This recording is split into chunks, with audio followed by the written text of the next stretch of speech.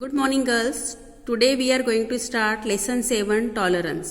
Tolerance का meaning होता है सहनशीलता. अब हम ये कोटेशन पढ़ेंगे. इसमें जो लिखा है compassion, tolerance, forgiveness and a sense of self discipline are qualities that help us lead our daily life with a calm and mind.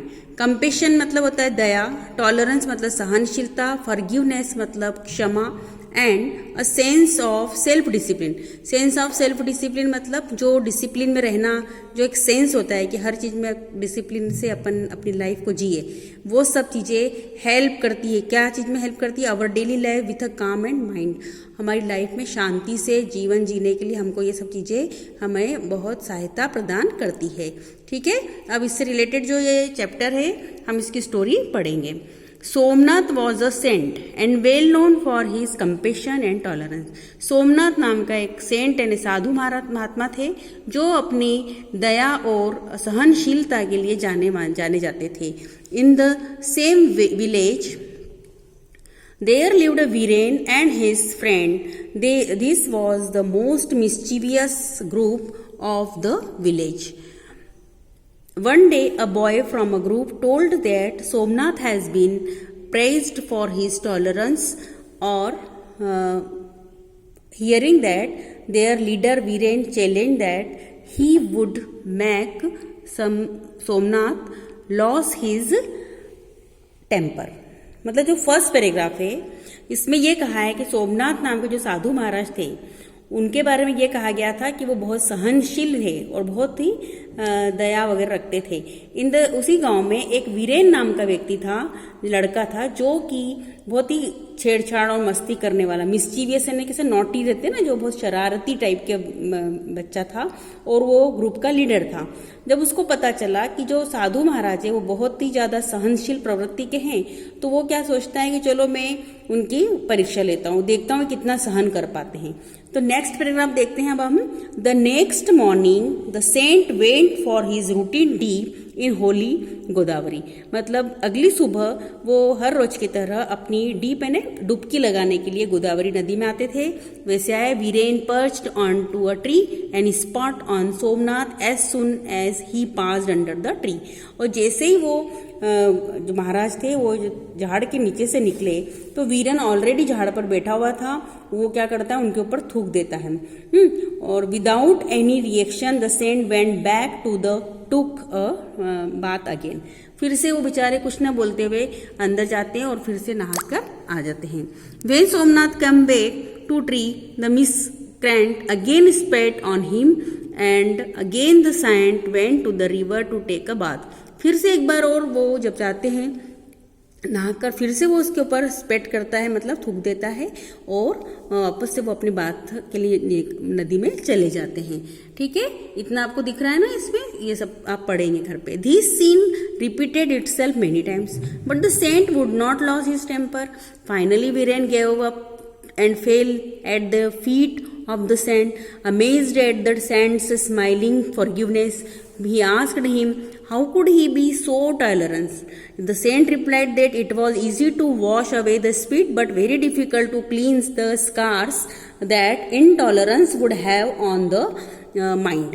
Okay, जब वो ये सीन बार बार रिपीट होता रहता है तब भी वो सेंट कुछ भी ना कहते हुए ये सब चीजें सहन करते रहते हैं. तो वो क्या करता है, फाइनली उसको उतर के आना पड़ता है और उनके पैरों में गिर के माफी मांगने लग जाता है और उनसे पूछता है कि आप इतने ज्यादा सहनशील कैसे हो. सेंट उसको रिप्लाइड करते हैं कि बहुत ईजी है, किसी भी गंदी चीज को धोने में, वॉश करने में बहुत ईजी होता है. जैसे मान लो कि थूका है, उसको धो के हम जल्दी साफ कर लेंगे.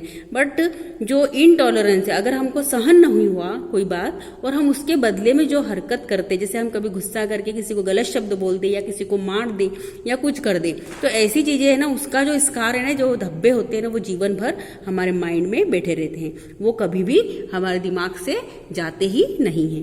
ठीक है dear student, the incident cited above is an example of very high level of tolerance.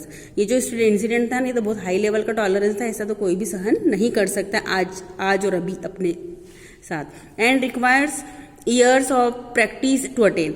मतलब इस सब के लिए हमको बहुत ज़्यादा उसकी ज़रूरत पड़ेगी. सहनशीलता करने के लिए अपने में बहुत हिम्मत रखनी पड़ेगी। But is possible if we have control on our mind. But ये सब पॉसिबल कब होगा? जब हमारे माइंड पे हम कंट्रोल करेंगे। ठीक है, we can change our selves into tolerant person and this virtue enable us to accept and accommodate another person cheerful.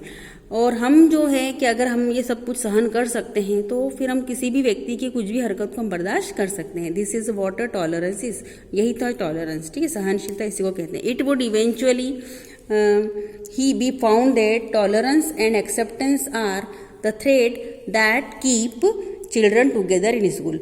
अब ये कहा गया है कि जो अंत में ये कहा गया है कि जो टॉलरेंस है और सहनशीलता और एक्सेप्टेंस है ना, स्वीकारना जो रहता है, वो ही ऐसा धागा है, जो धागे हैं जो बच्चों को स्कूल में अपने आपस में एक दूसरे से बांध के रखा जाता है उनसे। ठीक है, mutual respect and tolerance then the whole respect and tolerance then the whole country becomes peaceful. मतलब म्यूचुअल है ना, आपस में जो एक दूसरे को रिस्पेक्ट करे, एक दूसरे की बातों को सहन करना सीख जाए तो हमारा जो कंट्री है वो कैसी हो जाएगी? बहुत शांत हो जाएगी। फॉर पीसफुल को एग्जिस्टेंस वी नीड टू, हमारे शांति नुमा माहौल के लिए हमको किन सब चीज़ों की ज़रूरत होती है, ये हम यहाँ पढ़ेंगे, पॉइंट्स में दे रखा है। Have respect for practices language and accent that are different from our own.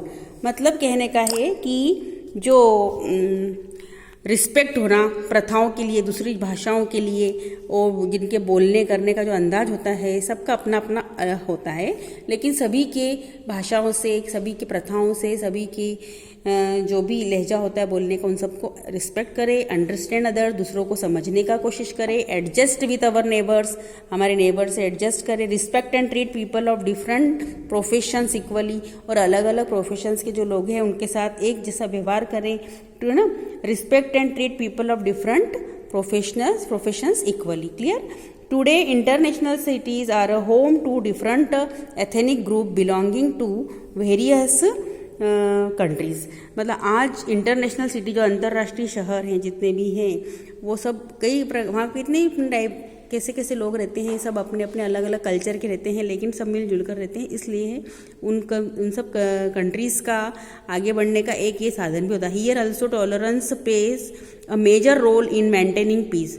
और आज यहाँ जो है टॉलरेंस जो है, सहनशीलता, वो एक मेजर रोल अदा कर रही है ना, मेंटेन करने के लिए, पीस को maintain. Despite our differences we do recognize everyone's right to coexist.